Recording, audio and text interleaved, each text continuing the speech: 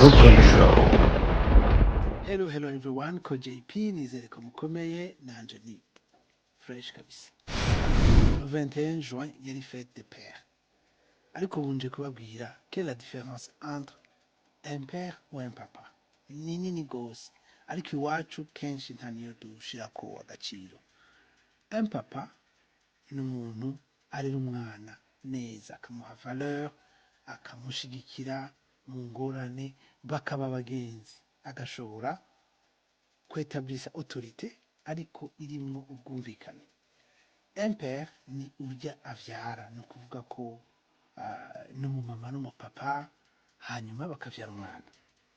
Ça, on est un père. Alors, il y a eu quelqu'un qui a décidé yuko habaho le 21 juin une fête des pères.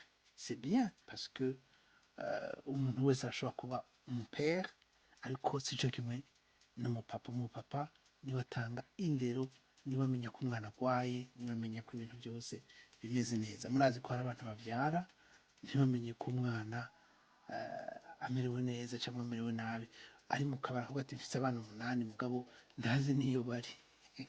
Atazi niyo bari rero qu'est-ce qu'on fait? C'est ça rero.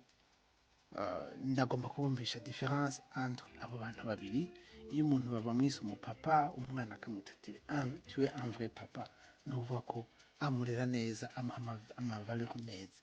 Un père, c'est n'importe qui a enceinte une fille cyangwa une femme hama akabyara, c'est tout. Ashoboye kurera, then il devient un papa. Alors soyons des papas. Merci. Ko JP.